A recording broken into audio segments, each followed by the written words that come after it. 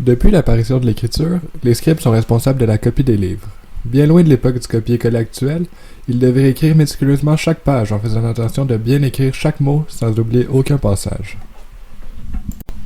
Si ce travail amenait déjà un risque d'erreur de transcription, le plus grand problème avec la méthode des scribes était assurément le temps requis pour copier un seul livre.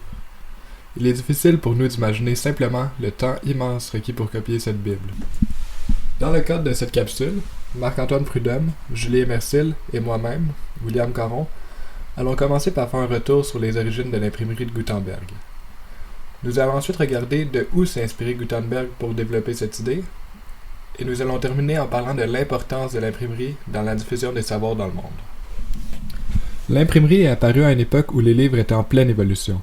Déjà, le volumen avait été remplacé par le codex, soit l'ancêtre des livres tels que nous le connaissons. De plus, le papier, arrivé par la route de la soie, avait déjà largement remplacé les parchemins. Ce papier est beaucoup plus maniable et économique. Ainsi, les conditions étaient mises pour l'apparition de l'imprimerie. Celui à qui l'on doit l'imprimerie telle que nous la connaissons aujourd'hui, c'est Johannes Gutenberg. Né vers la fin du 14e siècle, à Mayence, c'est après 4 ans de travail qu'il réussit à créer des caractères réutilisables et échangeables. Avec l'aide d'une encre à base d'huile, il va être en mesure d'imprimer son premier livre, la Bible.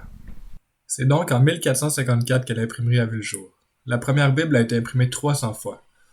Suite à l'immense succès de l'imprimerie de Gutenberg, plusieurs grandes villes vont à leur tour se doter d'un atelier. Gutenberg meurt à Mayence en 1468 après avoir gravé son nom dans l'histoire.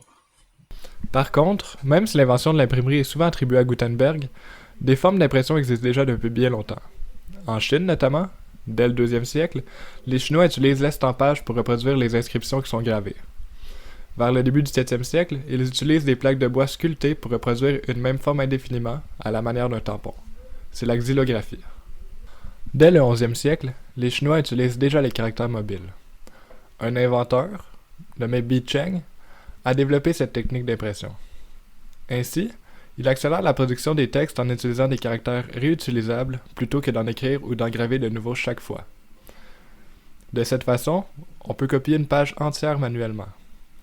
En effet, ils utilisent un bâton de bois qu'ils roulent tout le long de la feuille pour répartir la pression et l'encre uniformément. Il s'agit dès lors des débuts de l'imprimerie. Les succès de Gutenberg ont influencé beaucoup les peuples européens. En effet, plusieurs grandes villes à la suite de Mayence ont ouvert des centres d'imprimerie. Par exemple, comme on le voit sur l'image, les villes de Paris, Londres, Valence et autres grandes villes se sont dotées de ce type de centre. Puisqu'il y a plusieurs villes avec des centres d'imprimerie, on peut voir, avec le graphique, que le nombre de livres vendus a augmenté de façon exponentielle. En regardant le graphique, on voit qu'au 15e siècle, la production de livres était de moins de 100 millions. Au 16e siècle, par contre, il y en avait un peu plus de 200 millions. 2 siècles plus tard, la production des livres est rendue à près de 1 milliard de livres, une augmentation énorme. Avec l'apparition de plus de livres, on voit une diffusion des idées très rapide. Par exemple, les idées humanistes vont réussir à se diffuser partout au travers de l'Europe, ce qui va donner suite à plusieurs mouvements de révolution et va aider à avoir un peuple mieux instruit. En somme, Gutenberg a repris les inventions des Chinois et les a retravaillées dans le but de faire son propre type d'imprimerie. Cette imprimerie s'est diffusée à travers toute l'Europe, ce qui a permis une multiplication de la production des livres. Le plus célèbre des livres imprimés est la Bible. Comme il y a plus de livres, il y a une diffusion plus rapide de certains mouvements et idées, comme la pensée humaniste.